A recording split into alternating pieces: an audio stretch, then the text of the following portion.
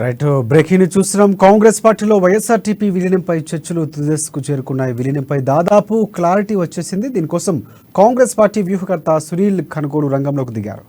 YS షర్మిలతో ఆయన సుదీర్ఘంగా చర్చలు జరిపారు. ఇవాళ వైఎస్ షర్మిల ఢిల్లీ వెళ్లనున్నారని తెలుస్తోంది. ఢిల్లీలో కాంగ్రెస్ అగ్రనేతలు సోనియా గాంధీ, రాహుల్ గాంధీని షర్మిల కలవనున్నారు. ఇవాళ లేదా రేపు సోనియా, రాహుల్ సమక్షంలో వైఎస్ షర్మిల తన పార్టీని కాంగ్రెస్ పార్టీలోకి విలీనం చేయనున్నారని కూడా సమాచారం అందుతుంది. ఇక రాబోయే తెలంగాణ అసెంబ్లీ ఎన్నికల్లో పోటీ చేసేందుకు షర్మిలకు కాంగ్రెస్ పార్టీ అధిష్టానం అవకాశం ఇవ్వలేదని తెలుస్తోంది. లోక్సభ ఎన్నికల్లో ఖమ్మం ఎంపీ సీటును షర్మిలకు కాంగ్రెస్ ఆఫర్ చేసినట్లు వార్తలు వినిపిస్తున్నాయి.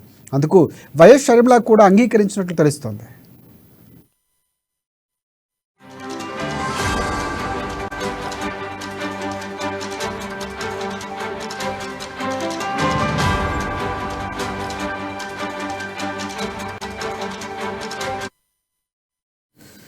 బ్రేకింగ్ చూస్తున్నాం. కాంగ్రెస్ పార్టీలో వైఎస్ఆర్టీపీ విలీనంపై చర్చలు తుదిదశకు చేరుకున్నాయి. విలీనంపై దాదాపుగా క్లారిటీ వచ్చేసింది. దీనికోసం కాంగ్రెస్ పార్టీ వ్యూహకర్త సునీల్ కనుగోలు రంగంలోకి దిగారు.